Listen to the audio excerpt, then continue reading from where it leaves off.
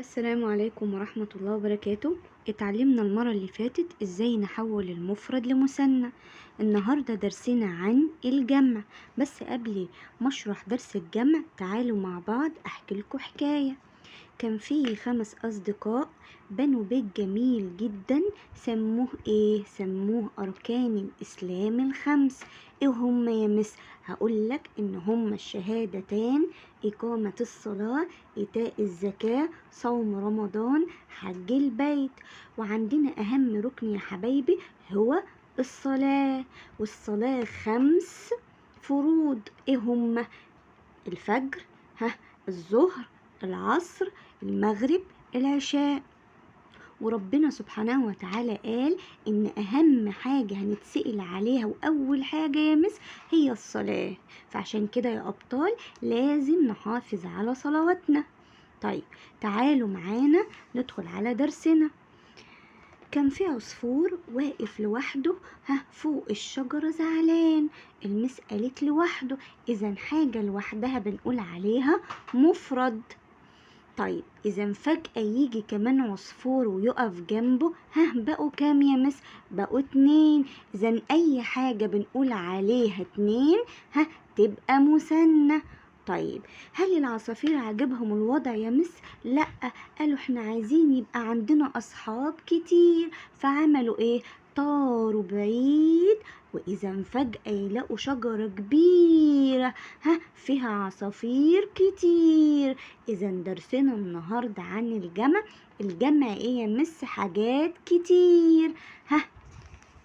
طيب بس قبل ما ادخل واتكلم عن الجمع تعالوا نذكر نفسنا تاني.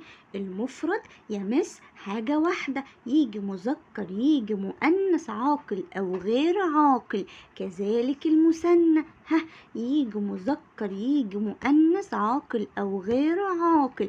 المثنى المذكر آنين، والمثنى المؤنث تانتين. طب الجمع يا مس؟ الجمع يا مس حاجات كتير أزيد من 2، ممكن يبقوا 3 4 5 10. طيب يا مس الجمع ليه 3 اخوات، ايه هما؟ جمع مذكر سالم، جمع مؤنث سالم، جمع تكسير. يجي واحد شاطر يقول لي يعني ايه سالم يا مس؟ اقول له سالم يا حبيبي ده ولد مؤدب بيحب يفضل زي ما هو، ما بيغيرش فيه حاجة خالص، يا دوبك بنحط الكلمة ونزود عليها واو ونون او ياء ونون. زي كلمة معلم معلمون، كلمة معلمة معلمات، زي ما هي يا مس ما غيرتش حاجة فيها، يا دوبك حطينا بس وزودنا عليها الإضافات.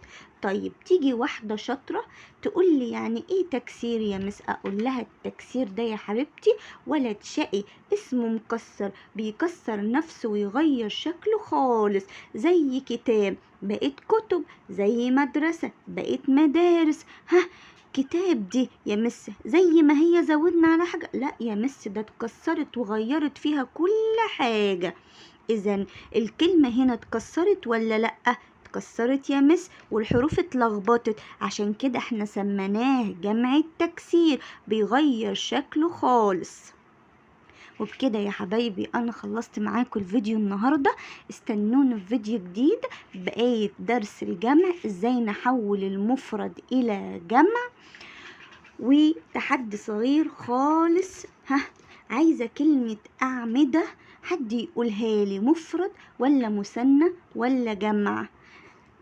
استنونا في فيديو جديد ودرس جديد مع مس أم البنات.